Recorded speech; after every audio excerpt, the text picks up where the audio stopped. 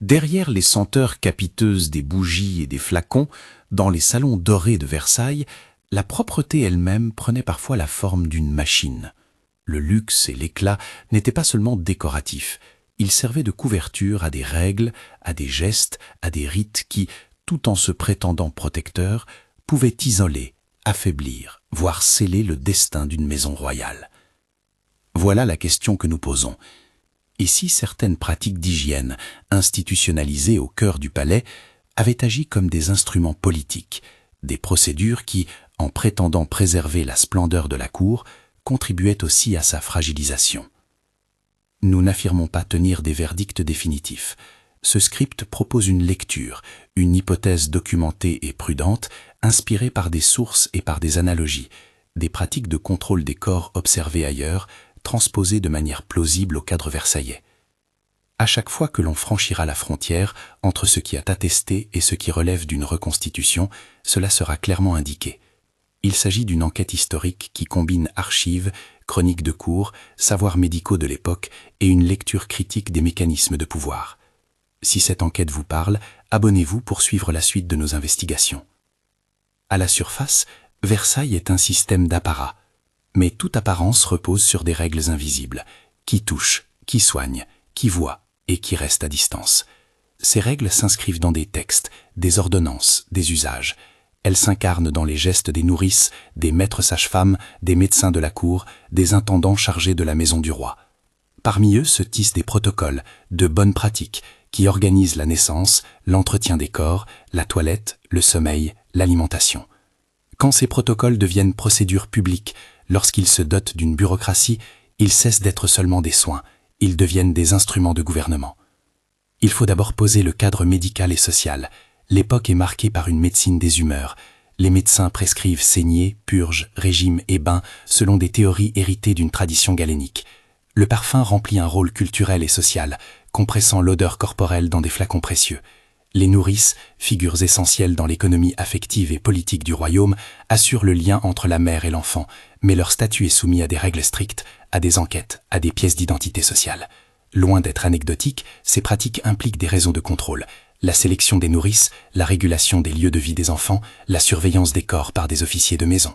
Dans ce cadre, l'hygiène n'est pas neutre, elle est un site de négociation du pouvoir. Pour être clair sur la méthode, lorsque je décris une scène très concrète, une inspection, une ordonnance lavée de cire, une nourrice retirée, il s'agit parfois d'une reconstitution plausible, motivée par des textes administratifs et des chroniques qui évoquent des procédures de la maison.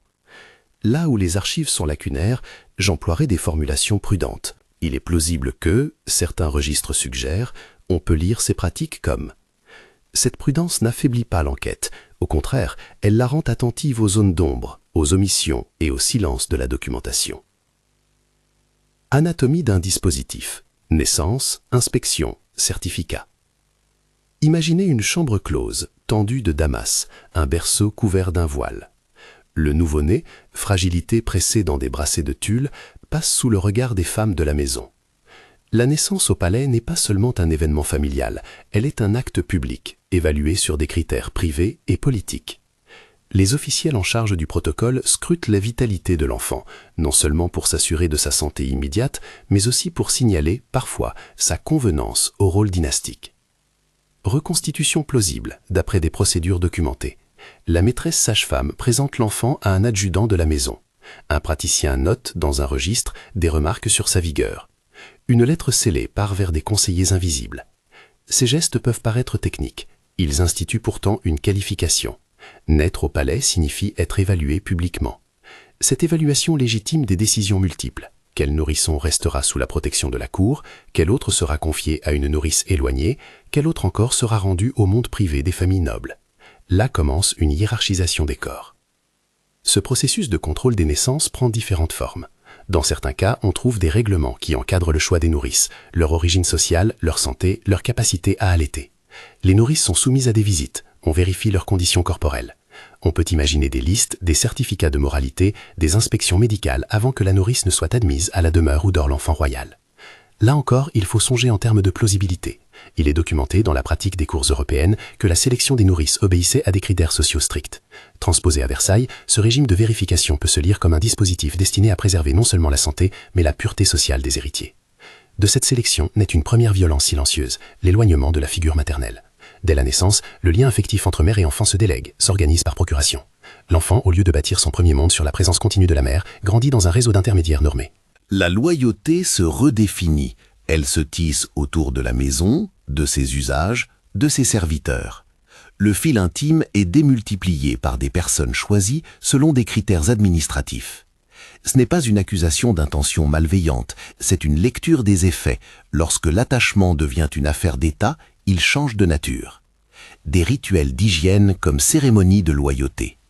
Sur les plateaux et dans les cours, des gestes d'hygiène prennent un vernis cérémoniel. La toilette du souverain, par exemple, n'est pas seulement soin, elle est rituel politique. Les bains, les parfums, les onguents, appliqués selon des protocoles, deviennent autant de signes de l'ordre social. Administrés par des valets et des femmes de chambre, ces gestes marquent l'appartenance à une sphère d'élite où l'intime est partagé et régulé. On peut imaginer une scène, devant un État réuni, la toilette matinale du roi s'étale comme une démonstration de pouvoir. Mains gantées, flacons alignés, parfums inhalés. Les habitués savent ce que signifie être choisi pour approcher le corps royal, une faveur ou bien une obligation politique. La toilette devient un rite d'avalement réciproque. Le palais prend soin du corps royal, mais en échange, le corps royal est exposé au regard qui le mesure, le conçoit et l'autorise. Ainsi, l'hygiène se politise. La propreté affichée justifie la propreté morale du pouvoir. Il est important de signaler que ce transfert du soin vers la cérémonie légitime des exclusions. Un officier de maison peut, au nom de la sécurité ou de la propreté, restreindre l'accès aux chambres, interdire certaines rencontres, imposer des distances physiques et symboliques. Ces gestes se naturalisent, ils apparaissent comme des mesures de bon sens, de salubrité. Mais derrière le bon sens s'inscrit parfois une logique de contrôle. Les traitements médicaux, soins et instruments. La médecine de l'époque repose sur des paradigmes qui nous paraissent aujourd'hui étranges. Les saignées, les purges, les régimes alimentaires extrêmes font partie des prescriptions courantes. Pour un enfant faible, un médecin peut ordonner une démarche qui, sous couvert de remède, affaiblit davantage. Des régimes rigoureux, administrés pendant des périodes critiques de croissance, peuvent réduire la résistance physique. Les saignées répétées fragilisent la constitution. Là où l'on vise à prolonger la vigueur affichée de la dynastie, on peut, paradoxalement, compromettre la santé à long terme. Reconstitution plausible. Une ordonnance scellée détaille un régime, une purge mensuelle, des saignées marquées dans un carnet de bord de la maison. Le praticien, convaincu de la justesse de sa théorie humoraliste, agit en toute bonne foi. Mais la répétition de protocoles inadaptés, mis en œuvre de façon routinière, a des effets cumulés. L'obsession de contrôler les fragilités mène parfois à des excès, et ces excès sont bureaucratisés. Lettres, registres, signatures, mandats. L'usage massif des parfums et l'économie du cache-misère jouent aussi un rôle. Les parfums dissimulent les relents d'une vie collective dense, mouchoirs, draps, aisselle, autant de signes d'un corps social. Le parfum, en excès, masque et altère. Il impose une cloison olfactive entre le dedans et le dehors. Il définit une frontière, qui sent la cour, qui n'en a pas le droit. La dépendance au parfum peut devenir un marqueur d'aptitude sociale. Le refus, ou l'impossibilité matérielle d'y accéder, devient stigmatisation. Isolement et quarantaine, sécurité ou séparation affective. La quarantaine est une pratique ancienne, conçue pour protéger la communauté. À la cour, des dispositifs d'isolement pouvaient être institués pour prévenir la contagion, entendu au sens large, maladie visible, maux réputés contagieux, mais aussi corruption morale. Lorsque l'isolement devient un instrument courant, ses effets débordent le sanitaire. Enfermer un membre de la famille, le confier à des lieux apartés, limiter les contacts, c'est aussi le priver de réseaux de soutien. On peut lire certains dossiers comme l'inscription d'une logique de séparation, des logements réservés aux nourrices, des boucles de circulation pour les serviteurs, des formulaires d'autorisation pour franchir une porte. Ce maillage de règles, décrit parfois dans des portraits bureaucratiques de la maison du roi, sert une double fonction. Il protège et il hiérarchise. Les places proches du souverain sont des positions de pouvoir.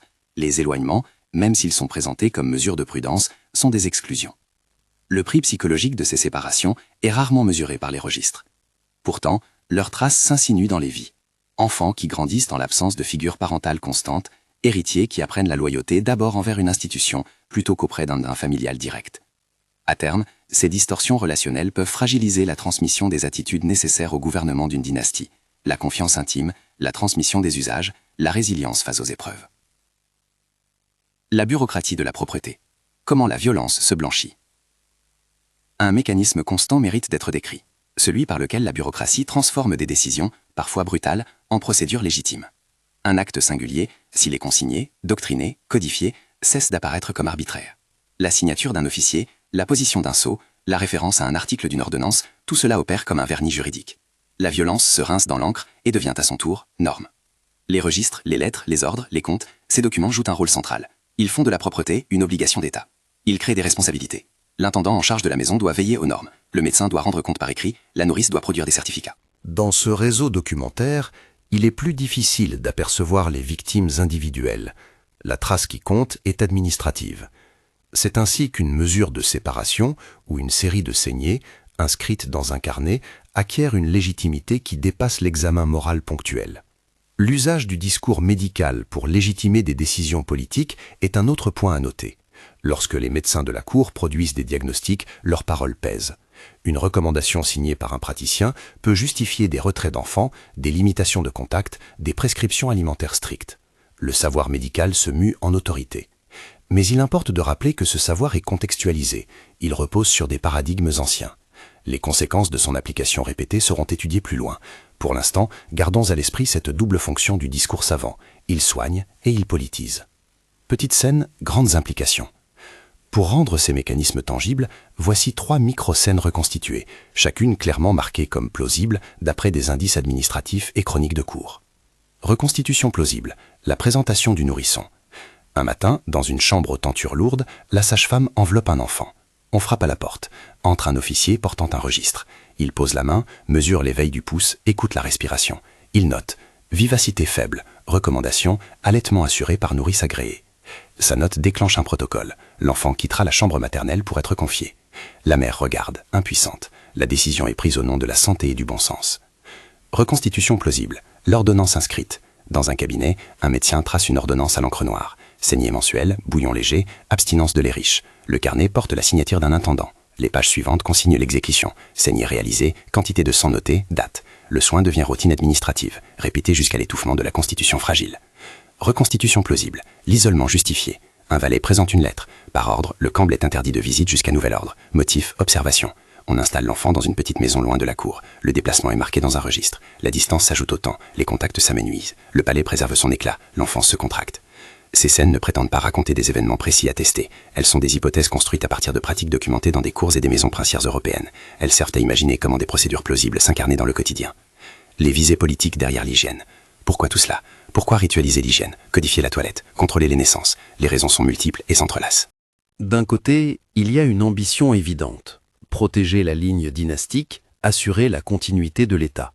De l'autre, il y a un calcul politique. Contrôler les corps, c'est contrôler la légitimité. Qui a accès au souverain? Qui touche l'enfant royal? Qui peut se prévaloir d'avoir participé à son soin? Ces accès se traduisent en faveur, en réseau, en loyauté. L'hygiène devient alors un instrument symbolique. Afficher la propreté, c'est afficher la supériorité morale et politique. En même temps, les procédures techniques servent à discipliner. Elles enseignent au corps ce que signifie être noble, se plier à des codes, faire passer l'institution avant les élans privés. Ce conditionnement produit des effets concrets sur la formation des élites. L'enfant royal socialisé dans ce système apprend à n'en dépendre que ce que le palais autorise. Mais l'instrumentalisation de l'hygiène peut aussi se retourner contre elle-même. Lorsqu'un ensemble de pratiques se rigidifie, il devient incapable d'adaptation. Les prescriptions qui convenaient dans un contexte donné peuvent, si elles sont appliquées sans discernement, produire fragilité et décadence. C'est ici que s'ouvre la zone la plus dangereuse. La réussite initiale, la création d'une maison splendide, d'un ordre cérémoniel impeccablement tenu, peut devenir un poison, lorsque l'ordre lui-même empêche la maison d'évoluer, de réagir aux crises, de préserver la vigueur biologique et relationnelle des individus qui la composent. Tensions non résolues et voies d'enquête. À ce stade de l'enquête, certaines questions restent ouvertes. Comment mesurer l'impact réel de ces pratiques sur la démographie de la maison royale? Jusqu'où les documents administratifs rendent-ils compte des souffrances intimes? Quelle part des prescriptions médicales relevait d'un soin sincère et quelle part de la volonté de maintenir des hiérarchies? Ce sont des interrogations que seule une analyse approfondie des archives peut éclairer. Il faudra croiser comptes, registre des nourrices, correspondances privées et textes médicaux de l'époque. Nous aborderons dans la suite la manière dont ces pratiques ont été normalisées par le discours savant et juridique de la Cour et comment la bureaucratie a blanchi des décisions qui, prises isolément, apparaîtraient comme des violences. Nous analyserons aussi des cas concrets tirés d'archives où la rupture affective et la médicalisation excessive coïncident. Mais avant d'aller plus loin, on doit garder en tête une règle méthodologique. Distinguer clairement l'attestation documentaire de la lecture plausible. Là où les sources manquent, nous proposerons des hypothèses énoncées comme telles. Pour conclure cette première étape, sans clore l'enquête, retenons une image qui résume le paradoxe. La main gantée qui prend le berceau. Elle incarne la délicatesse ostentatoire de la Cour et en même temps la main qui administre, qui règle, qui décide. La propreté peut être une étreinte, mais elle peut aussi être un retrait. Une main qui saisit, isole et ne laisse pas revenir l'enfant à l'entière possession de sa mère. La suite de notre investigation s'enfoncera dans la logique de justification. Comment le discours médical, les cérémonies et les lois ont rendu ces pratiques acceptables, voire souhaitables, aux yeux de ceux qui les subissaient et de ceux qui les administraient. Nous examinerons aussi les traces résiduelles de ces choix, fragilité dynastique, loyauté distordue et le paradoxe d'une institution forte extérieurement, mais affaiblie dans ses fibres intimes. Avant de poursuivre, une précision importante. Tout au long de la suite de cette enquête, les éléments marqués « reconstitution plausible » resteront signalés comme hypothèse. Un dossier de sources et de références accompagnant cette série sera mis en description pour ceux qui veulent vérifier et approfondir. Partagez cette vidéo si vous pensez qu'il est essentiel d'interroger la face intime des institutions et consultez les notes pour distinguer ce qui repose sur des actes archivés et ce qui relève d'une lecture critique inspirée par des analogies historiques. La prochaine étape nous conduira à analyser la façon dont la parole des savants et la mécanique administrative ont légitimé la propreté politique et comment, au fil du temps, ces mêmes mécanismes ont pu miner la pérennité de la maison royale. Mais déjà, derrière la porte close, la routine continue. Un registre qui s'épaissit, un flacon qui change de place, une nourrice qui s'éloigne, et quelque part, un enfant s'habitue à la distance. Le registre qui s'épaissit, le flacon qui change de place, la nourrice qui s'éloigne, ces détails mènent à des mécanismes plus larges, la parole savante qui sanctifie, la procédure qui dépouille, l'ordre qui s'auto-entretient. Poursuivons notre enquête en remontant la chaîne qui transforme des gestes de soins en instruments de gouvernement. Examinons ensuite les effets durables sur la vitalité politique et humaine de la maison royale. Le pouvoir du discours médical tient à sa capacité à rendre visible l'invisible. Un rapport signé d'un chirurgien ou d'une maîtresse sage-femme, rédigé en termes techniques, devient preuve. Lorsque le médecin note la faiblesse de la conformation d'un nourrisson, ces mots pèsent. Ils entrent dans un dossier, ils servent de justification devant l'intendant, ils ralentissent ou accélèrent le retour d'un enfant auprès de sa mère. Le prestige de la science confère une apparence d'objectivité à des décisions qui sont en partie sociales et politiques. Autrement dit, la médecine n'est pas seulement un outil de guérison, elle devient une langue de la légitimation. Reconstitution plausible d'après textes administratifs. Autour d'une table, quelques praticiens proposent un avis écrit. Leurs notes détaillent séné, diète, éloignement temporaire. L'intendant appose son paraphe. L'ordre se transforme en mandat. Cette chaîne documentaire rend l'acte irréversible. Ce qui commence comme recommandation se transforme en règle d'application systématique. Il est nécessaire de souligner ici que les prescriptions des médecins étaient souvent dictées par les paradigmes dominants, la théorie des humeurs, l'idée que certains corps requéraient régime et saignée, et non par une connaissance empirique comparable à la nôtre. Dire cela, c'est rappeler que la vérité médicale de l'époque n'était pas neutre. Elle reflétait des savoirs, des croyances et aussi des intérêts institutionnels. La cérémonie sanitaire est un autre vecteur de légitimation.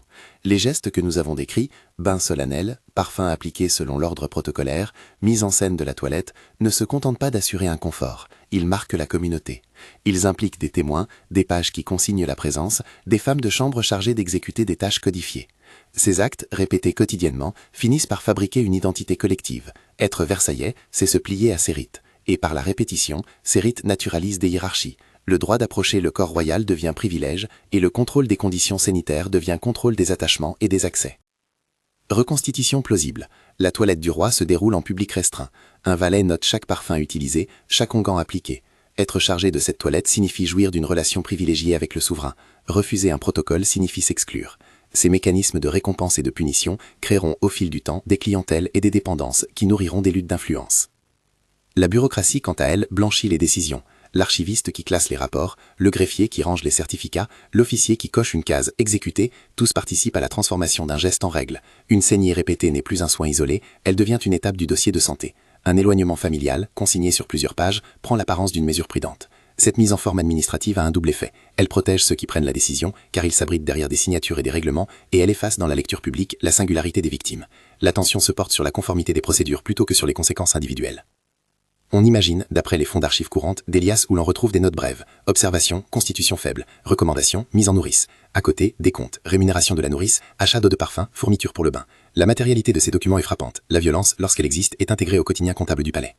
Elle perd de son statut d'excès pour devenir charge budgétaire ordinaire. Ce basculement est à lui seul une manière d'enfermer l'action politique dans la routine. Parler d'instrumentalisation implique d'identifier des visées. Au premier niveau, il y a des motifs tangibles et compréhensibles. Préserver la succession, donner au royaume des héritiers présentables, limiter les risques biologiques visibles. Au second niveau, il y a des calculs d'influence.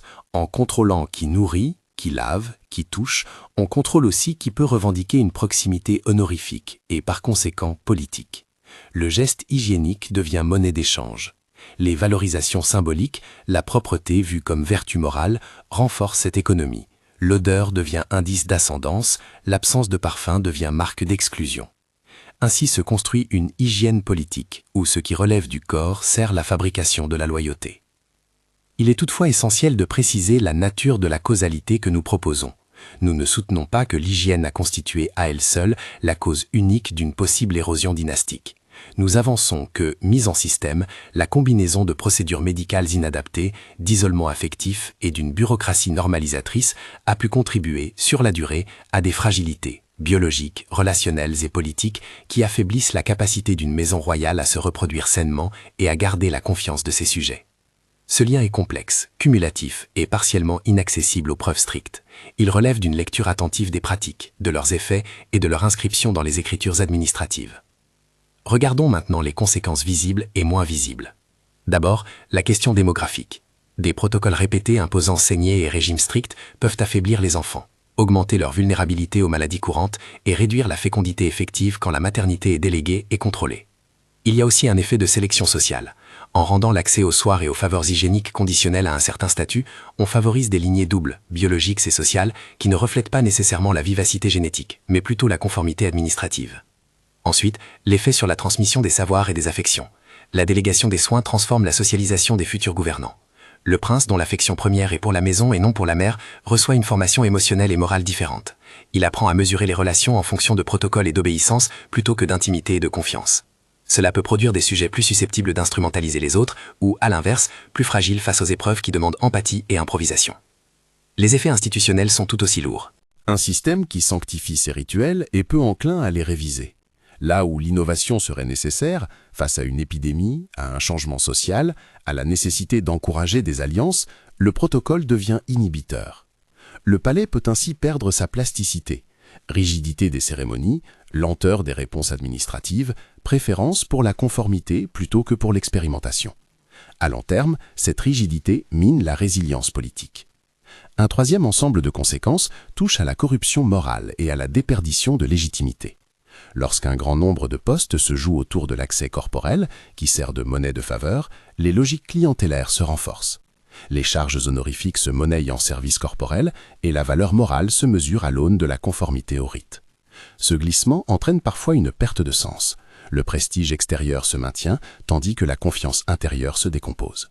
Le peuple, qui observe à la fois le faste et les exclusions, peut finir par percevoir la grandeur comme théâtre dissimulant des pratiques qui lui sont étrangères, voire inimicales. Pour rendre ces effets plus concrets, examinons deux nouvelles reconstitutions, toutes deux marquées comme telles. Reconstitution plausible. Le compte-rendu d'une nourrice écartée. Un intendant reçoit un rapport succinct. La nourrice X n'a pas respecté l'ordre des bains. Elle a négligé l'application d'un onguent prescrit. Le rapport, rédigé en langue administrative, signale un manquement à la bonne conduite. L'ordonnance judiciaire est prise. Retrait définitif de la nourrice et remplacement par une candidate recommandée par une faction de la cour. Les conséquences vont au-delà du simple remplacement. La mère voit partir une compagne affective, la nourrice licenciée se retrouve stigmatisée et la faction ayant obtenu la faveur gagne un point d'appui moral auprès du prince. Tout cela se déroule dans la lettre d'un mandat qui semble respecter l'intérêt supérieur de l'enfant mais qui redistribue également des avantages politiques. Reconstitution plausible. Le rapport médical qui motive un éloignement. Un praticien rédige une observation sur un héritier. Suspicion d'accrétée bilieuse. Isolement conseillé pour éviter contagion. La recommandation est classée, signée, puis transformée en ordre de surveillance. L'enfant est placé dans une maison isolée, loin des regards politiques. Là encore, la décision est présentée comme prudente. En réalité, elle prive l'enfant de réseaux de protection, affaiblit ses attaches familiales et ouvre des opportunités pour des conseillers soucieux d'élargir leur influence. Ces deux cas montrent comment l'éloignement des corps, justifié par des raisons sanitaires, devient outil de redistribution du pouvoir. Ils doivent être pris comme hypothèse plausible, construite à partir de pratiques observées dans des rues administratives européennes et de fragments d'archives de maisons princières. Un autre élément mérite d'être évoqué, la manière dont les ressources matérielles sont allouées. L'argent dépensé pour des flacons et des onguents somptueux, pour des bains protocolaires et pour la surveillance quotidienne n'est pas neutre. Il draine des capitaux vers des bureaux et des clientèles, laissant parfois moins de moyens pour des soins réellement utiles ou pour une amélioration des conditions de vie de la population. Ce déplacement budgétaire participe d'une spirale. L'apparat coûteux justifie des prélèvements, ces prélèvements produisent du ressentiment, le ressentiment fragilise le consensus politique. Venons-en enfin à l'ironie que nous avons évoquée, la réussite qui tue. La Maison Royale, par ses routines d'excellence, a établi des standards qui, à l'origine, garantissaient prestige et cohésion. Mais ces mêmes standards, lorsqu'ils se figent, créent un modèle d'exclusion et d'inefficacité. Une institution trop centrée sur la mise en scène et la conservation de ses gestes routiniers peut finir par manquer des principes essentiels de reproduction et d'adaptation. Cette auto-victimation par la perfection est peut-être l'une des leçons les plus troublantes de notre enquête. Le soin institutionnalisé, lorsqu'il échoue à préserver la vie relationnelle et la robustesse corporelle, produit un effondrement interne qui se traduit parfois par une perte de pouvoir externe. Une mise en garde méthodologique est nécessaire avant de clore. Plus loin dans la vidéo, vous trouverez une liste de sources, d'archives et de travaux d'historiens consultés. Ici, il est important de distinguer clairement. Plusieurs éléments présentés comme scènes concrètes sont des reconstitutions plausibles, inspirées de registres administratifs, de correspondances et de chroniques. D'autres assertions s'appuient sur pièces attestées. Partout où l'on franchit la ligne entre preuve et interprétation, nous l'avons indiqué par des formulations prudentes. Il est plausible que, on peut lire, reconstitution plausible. Nous n'avons pas pour ambition de livrer un verdict concluant, mais d'ouvrir une lecture critique, démontrer comment des mécanismes normatifs et matériels peuvent produire des effets politiques non désirés. Que retenir finalement ? D'abord que l'hygiène et le soin, loin d'être des domaines neutres, sont historiquement investis par des rapports de pouvoir. Ils peuvent protéger, mais aussi exclure, trier et discipliner. Ensuite, que la bureaucratie documentaire a le pouvoir de transformer des décisions individuelles en normes collectives. C'est là un mécanisme dangereux quand il est déconnecté d'un examen de leurs conséquences humaines. Enfin, que la beauté ostentatoire d'une institution ne garantit pas sa santé interne. L'apparat peut masquer des fragilités qui, tôt ou tard, se traduisent en crise. La leçon contemporaine, formulée avec précaution, est simple. Méfions-nous des systèmes qui naturalisent la séparation et transforment le soin en procédure inflexible. Les mesures sanitaires et les politiques de santé publique sont nécessaires, mais elles doivent rester souples, transparentes et attentives aux effets relationnels et politiques qu'elles engendrent. Le vernis sanitaire ne doit pas servir d'écran pour des calculs de pouvoir.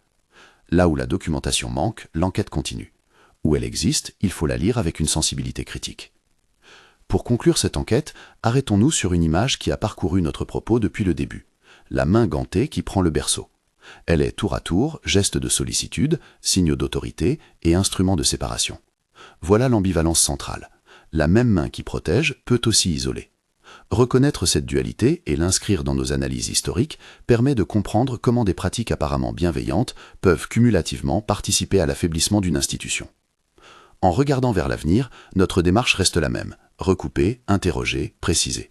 Une bibliographie détaillée accompagne cette vidéo dans la description. Y figurent inventaire d'archives, études sur l'histoire médicale prémoderne, travaux sur la Maison du Roi et articles sur la sociologie des rituels.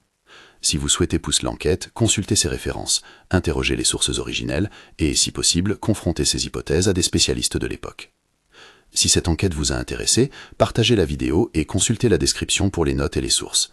Abonnez-vous pour recevoir les prochaines analyses où nous confronterons ces hypothèses à des documents concrets et, si possible, à des interventions d'historiens spécialistes. Merci d'avoir suivi cette exploration des coulisses où la propreté devient politique. Restons attentifs aux gestes qui, derrière le parfum et la dorure, façonnent le destin des institutions.